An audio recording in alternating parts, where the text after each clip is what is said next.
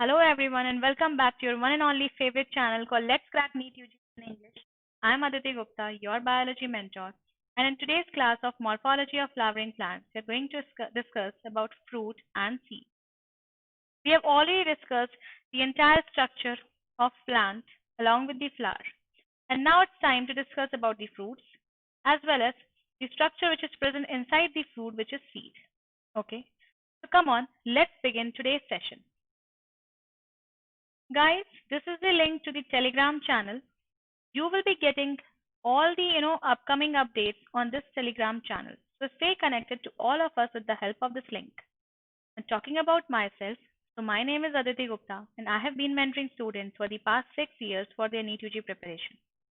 Many students of mine are in their dream medical college and now it's your turn. I myself have secured an All India rank of 61 in the prestigious GATE examination. Okay. You know that topmost team of educators are available on board on this amazing platform called Unacademy. To avail their guidance, to be under their mentorship, you need to go for Unacademy subscription. So let me tell you what are the steps of proceeding for Unacademy subscription and what are the benefits of having Unacademy subscription at the first place. Okay, guys, you need to download this awesome app called Unacademy Learning App from the Play Store or iOS, depending upon your requirement. Now remember, this Unacademy Learning app has some absolutely free of cost features like special classes, quiz feature, and various contests which we organize from time to time. They're absolutely free of cost. You don't have to pay anything for those. Okay. So go explore and enhance your learning experience. Talking about my timings on Unacademy Learning app, so I'm live at 11:30 a.m. Okay. Now, students, since I have discussed about contests, so I'm excited to share this amazing news Unacademy about Unacademy Combat. It is India's largest fortnightly competition under the NEET UG category. Students from all across the country are going to participate, and the questions are going to be prepared from the best educators of the Unacademy. Okay, your real-time performance will be shown to you with the help of Unacademy Learning app. Okay, you will be competing among the students from all across the country and you will get to know where you stand among others.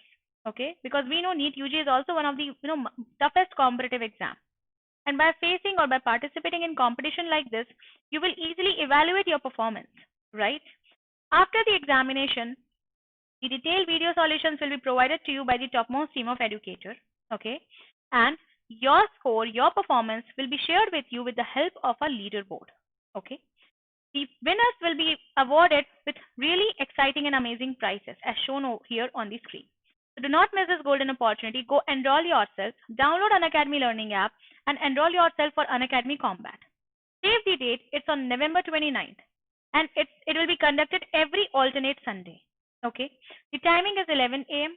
and all the students who are currently in class 11th, class 12th or 12th pass out can participate in this examination.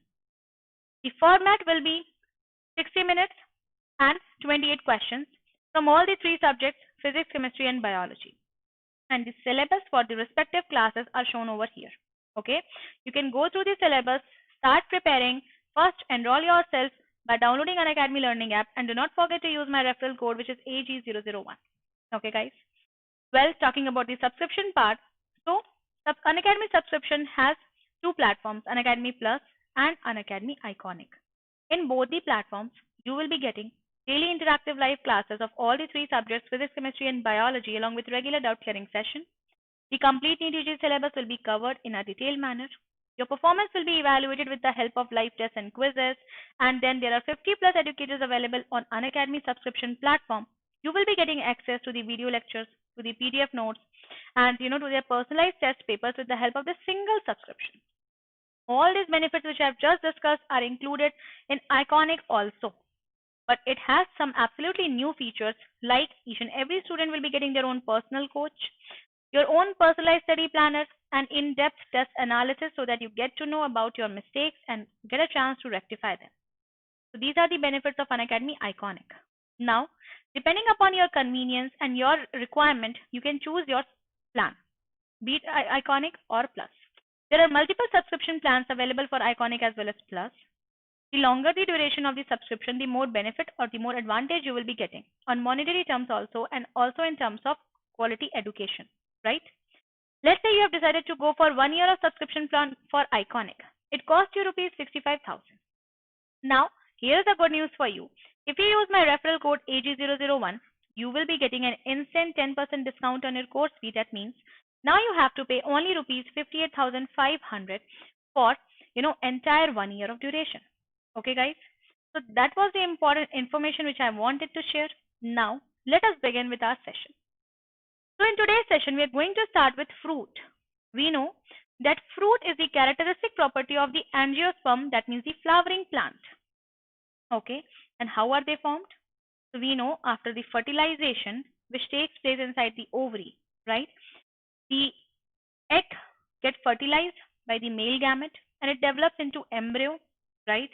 When this process starts, the ovary or the mature ovary or the ripened ovary, the ovary after the fertilization, it gets matures or it gets ripened and it forms fruit. Okay, the wall of the ovary is known as the pericarp, and this pericarp has 3 layers. The outermost is the epicarp, the middle one is the mesocarp, and the innermost is the endocarp. Okay, so these are the 3 different layers of the pericarp. A pericarp is what? Pericarp is the fruit wall. Okay, so the fruit which we eat is basically the ripened or the mature ovary, which encloses the seed. Okay, so the ovule which is present inside the ovary develops into the seed. Okay, guys. Now, on the basis of the part of the fruit which is, part of the ovary or part of the flower which is modified to form the fruit, there are 2 different types of fruit: true fruit and false fruit. So a fruit is called true fruit when it is developed only and only from the ovary. None other part of the flower is included or involved in the formation of true fruit. Okay. Example of true fruits include mango, coconut, ziziphus. So these all are the true fruits where the fruit is developed only and only by the ovary. There is a second category of fruit which is the false fruit, also known as the pseudocarp. Okay, pseudo is what? Pseudo is false. Now, in some fruits, what happens, other floral parts, like sometimes the thalamus, sometimes the calyx, these floral parts or the inflorescence, they also get, embedded with the ovary, and it starts or it participates in the process of fruit formation. Okay, so in some fruits, in place of ovary, some other parts of flower like thalamus, inflorescence, calyx are modified to form a part of the fruit. Here, although I have written in place of ovary, but it is not mandatory that in place of ovary. Along with ovary also it is possible. Okay. For example, in case of apple, what happens? Thalamus along with ovary participate in the process of fruit formation. So these fruits are known as the false fruit. Example include apple, strawberry. Okay. So these all are kya? These all are false fruit. So on the basis of the type of on the basis of the structure involved in the fruit formation, there are 2 different categories of the fruit. Okay. Now moving ahead, let us study the classification of the fruit. We have seen the detailed structure of the carpel, okay, or I must say it is the gynoecium, okay, the apocarpus condition, the polycarpus condition, okay, the syncarpus condition. We have seen every case. Now the classification of fruit, whether the fruit is true or false, it is broadly divided on the basis of the carpels present in the gynoecium, whether they are present in the free form or in the fused form. Okay, that means the apocarpus condition or the syncarpus condition. Okay, this helps us in deciding the type of the fruit. Second criteria is the number of flower participating in the formation of fruit. Okay, if the fruit is developed from only single flower or more than one flower. Okay, so these 2 criteria helps us in classifying the different types of fruits.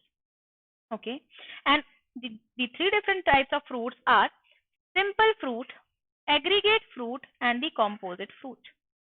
Okay, based on the above category, like the carpels, the number of the carpel and whether they are present in free state or in fused state, and the number of flowers participating in the formation of fruit. The fruit can be classified into 3 categories. First is the simple, where what happens, the condition is either the monocarpillary or multicarpillary, monocarpillary or multicarpillary, but every time the condition is what? Syncarpous. Then it is simple fruit. What happens in aggregate condition? The condition is what? It can be either monocarpillary or multicarpillary, but they are always present in their free state, that means apocarpus. Okay.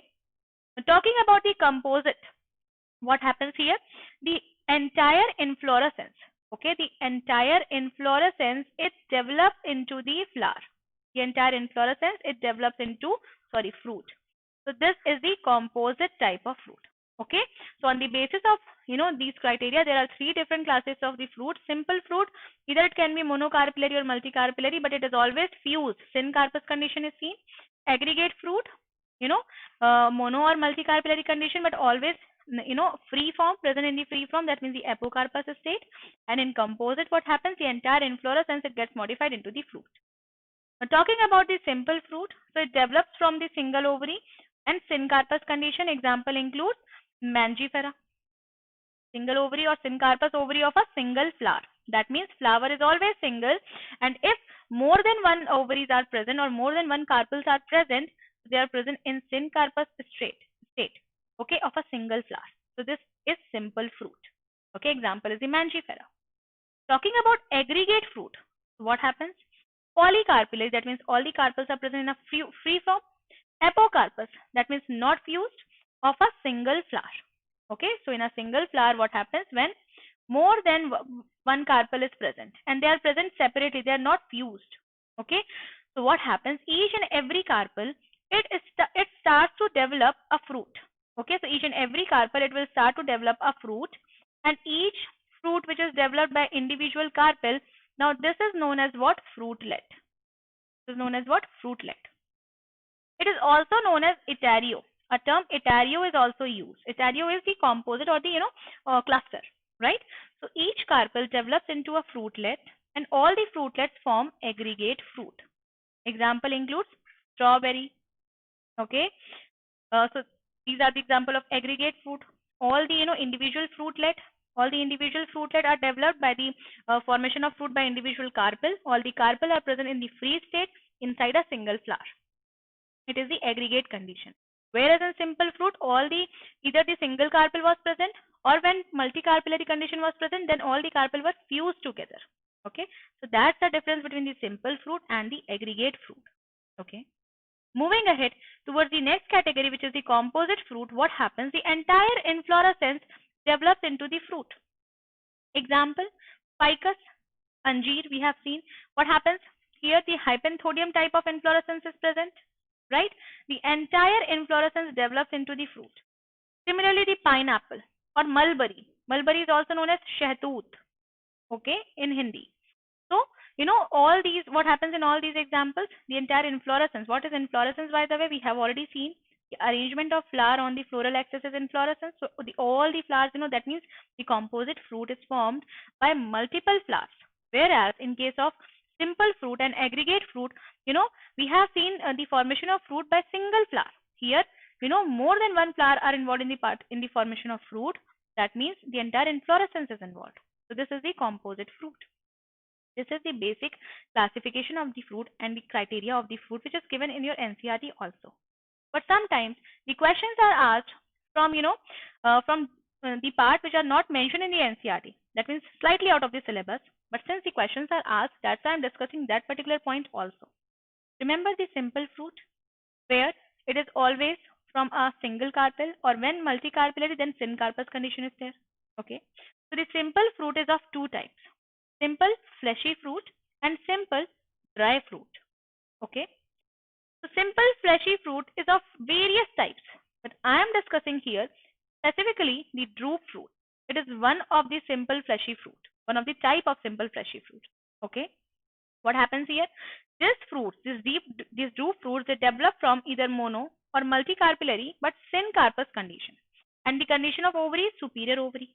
That means hypogynous condition is seen. Now, what happens in these fruit? Endocarp is hard and stony. So these fruits are called stony fruits. Okay, we all have seen mango. We all have even ate mango. So the rind of the mango.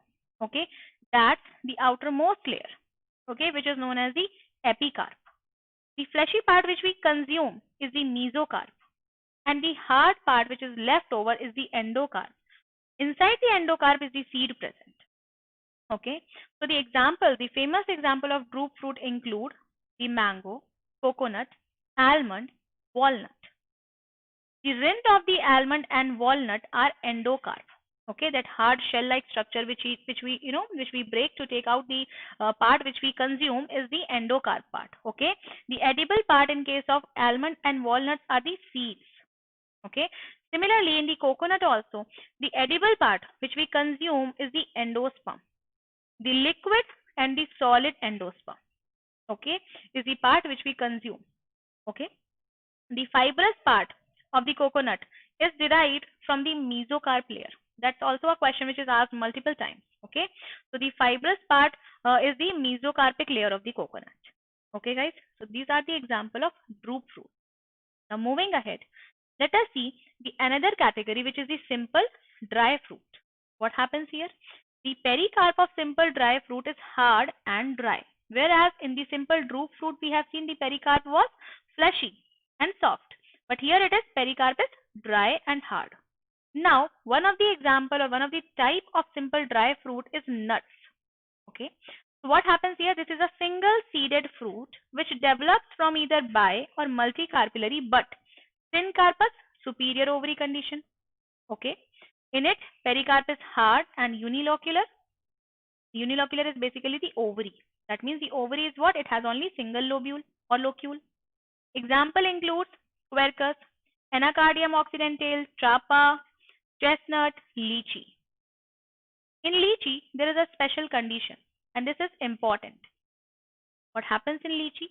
The epicarp and the mesocarp, the part which we take out is the epicarp and mesocarp fused together, and it gives us a leathery appearance. Okay, we do not consume that part. We definitely, we peel it out, right? Then the endocarp. Endocarp is a membrane-like thin structure. You know the thin whitish membrane-like structure. If you have seen lychee, next time if you see lychee, try to pay attention. The epicarp and the mesocarp are fused, and it forms the leathery outer layer. The endocarp is the whitish thin layer which is observed. And what happens? The edible part here is the outer seed coat. Okay, so the outer seed coat, it grows and it develops in a fleshy develops into a fleshy structure which is known as the aril. That means the edible part of the lychee is aril. Aril is fleshy and only edible part of the lychee, and it is derived from the outer seed coat. Okay, so these are the different types and classification of fruit which you need to know for your NEET UG examination. Now, I have already told you that the fruit develops from the ovary or ripened ovary, whereas the ovule it develops into seed. So now it's time to have a clear-cut look on the seed. Okay, so seed is developed from the fertilized ovule, and we know that in case of angiosperms there are two different classes, the dicots and the monocots. Therefore, there are two different types of seeds, the dicot seed and the monocot seed. Dicot means, di means two, cot means cotyledon. That means it has two cotyledons, right? So the outermost covering of a seed in dicot is seed coat. Okay, and the outer covering of the seed coat is known as the testa. Okay, and the inner layer of the seed coat is the tegmen. Okay, then you can see this structure. This is an example of gram. Okay, you can see this scar-like structure called hilum. Excuse me. This scar-like structure called hilum. Okay, it is the point through which the developing seed is attached to the fruit. Okay, initially hilum is the point through which the funiculus was attached to the ovule. But since after the fertilization the ovule has developed into the seed, so this hilum is the point through which the developing seed is attached to the fruit, because the fruit is developed from the ovary, right? So you can now easily relate the structure. Now what happens? Just inside the seed coat has two layers. Outer was the testa, inner was the tegmen. Now just inside the seed coat is the embryo, okay, which is surrounded by the two fleshy cotyledons. You can see this is the embryonal axis and these are the two cotyledons which are seen in case of dicots. This is what? This one is the center one is the embryonal axis. Embryonal axis has two terminals, plumule and the radicle, right? And they have two fleshy, well-developed cotyledons. And what happens? We know that during the process of embryogenesis, endosperm is present which provides nutrition to the developing embryo. In dicot seeds, all the nutrition from the endosperm is consumed and is stored in these cotyledons, and that is why they become so fleshy in nature, right? That means generally in dicot seeds, endosperm is absent. Okay, so dicot seed is known as non-endospermic or X-albuminous seeds. Okay, you can see the diagram here, which is directly from your NCERT. The two fleshy cotyledons, and this center one is the embryonal axis. Plumule will give rise to the shoot system, whereas radicle will give rise to the root system. Okay, the root system which is developed from the radicle is known as the taproot system, right? Now, as I told you that the dicot, they store all the nutrition of the endosperm into the cotyledons, and generally the endosperm is not left in case of dicot seeds. Therefore, they are known as non-endospermic or X-albuminous seeds. But there are certain exceptions, and these exceptions are important. Exceptions include castor, ricinus, okay, and seeds of family Solanaceae. So they do have endosperm left in their seeds, okay. So this was about the dicot seed. Now moving ahead towards another type of seed, which is the monocot seed. So monocot seed, mono means single, cot is cotyledon, that means they have a single cotyledon. And what happens here? The seed coat here is membranous and it is generally fused with the fruit wall. So you can see in the diagram, the seed coat and the fruit wall are fused together. It is generally what? Membranous in nature. The endosperm here in case of monocots are, bulky and it stores enough amount of fruit.